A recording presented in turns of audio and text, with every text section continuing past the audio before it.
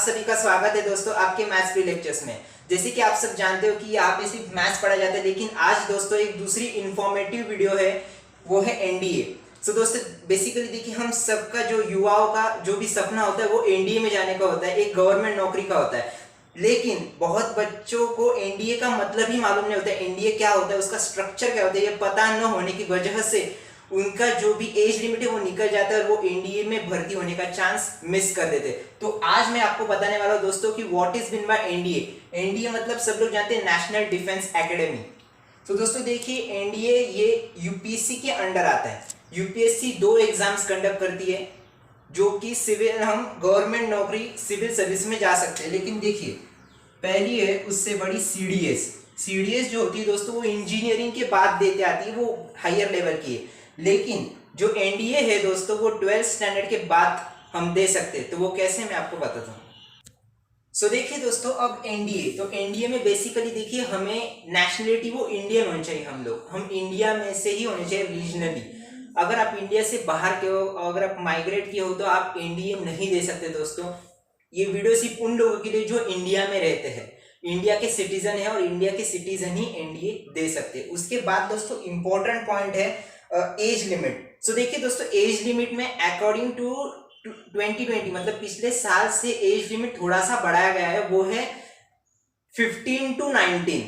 15 to 19 हो गया है, और हम 15 to 19 में से है तो हम एनडीए के लिए अपीयर हो सकते हैं। उसके बाद देखिए दोस्तों, एजुकेशनल क्वालिफिकेशन।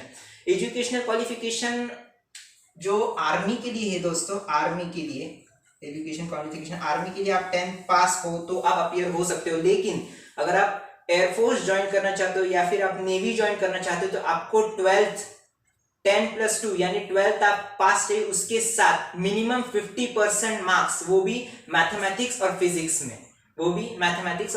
में, सो देखिए दोस्तों, हमें नेवी और एयरफोर्स में अगर हमें ज्वाइन करना है तो हम 10+2 चाहिए, वो भी पास। उसके बाद 50% मार्क्स चाहिए हमें मैथमेटिक्स, फिजिक्स और इंग्लिश में। उसके बाद देखिए दोस्तों, स्कीम ऑफ एग्जामिनेशन। तो स्कीम ऑफ एग्जामिनेशन क्या है? Marking scheme. तो मार्किंग स्कीम देखिए दोस्तों, यहाँ पे मैं लिख रहा हूँ मार्किंग स्कीम।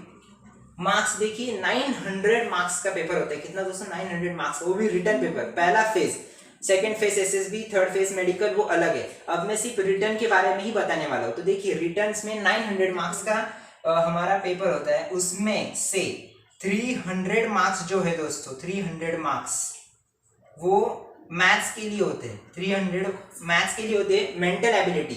और जो 600 मार्क्स का पेपर होता है दोस्तों, वो है जनरल स्टडीज एंड इंग्लिश, वो अलग से। तो अब देखिए दोस्तों, मार्किंग स्कीम मैं आपको बताऊंगा।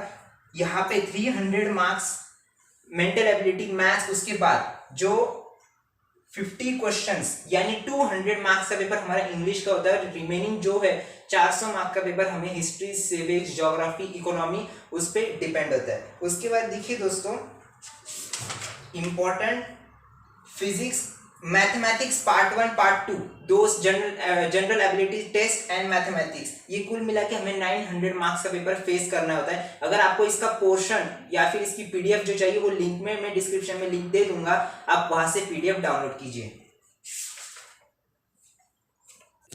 सो देखिए दोस्तों, मैंने ओरली मार्किंग स्कीम बताई थी, लेकिन मैंने यहाँ पे चार्ट ड्रॉ किया तो आप देख सकते हो। तो देखिए, सब्जेक्ट मैथ्स सब्जेक्ट के लिए 120 क्वेश्चंस होते हैं और हमें टाइम दिया जाता है 2.5 आवर्स, और टोटल मार्क्स का होता है 300, जैसे मैंने ओरली बताया था। उसके बाद देखिए दोस्तों, जनरल एबिलिटी, उसमें 2 पार्ट होते हैं, एक इंग्लिश और एक जनरल स्टडीज। जनरल स्टडीज में हिस्ट्री, ज्योग्राफी जो हमने पढ़ा है, एक इकोनॉमी वगैरह, वो सब्जेक्ट इसमें आते हैं। English 50 number of question 50 carry करता है, और 2.5 आवर, दोनों को मिलके 2.5 आवर होता है, और 200 मार्क्स का इंग्लिश का होता है। General studies 100 questions 400 marks.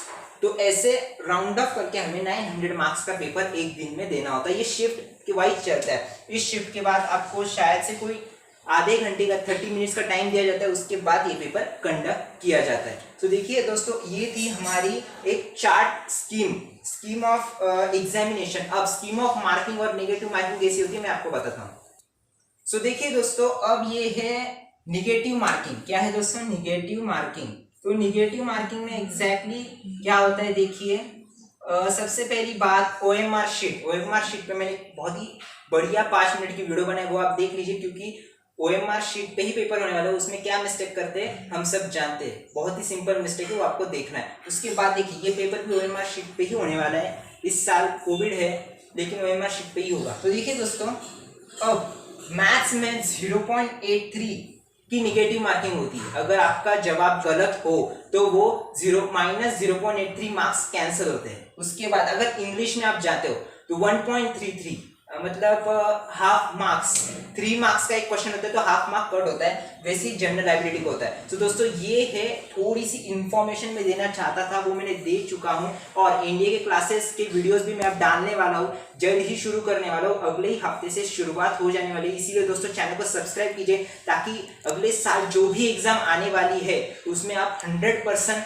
Preparation के साथ जा सको। सो दोस्तों प्लीज चैनल को सब्सक्राइब कीजिए, इंफॉर्मेटिव वीडियो को शेयर कीजिए ताकि जो बच्चे नहीं जानते कि इंडिया क्या होता है उन्हें भी पता चले जल्द से जल्द। तो thank you for watching. Telegram channel पे भी आ जाए, और आपके कोई भी पर्सनल डाउट हो तो आप मुझे कमेंट कर सकते हो। सो दोस्तों thank you for watching, take care, stay home, stay safe, जय Hind. Like the channel, subscribe the channel and press bell icon for getting further notifications.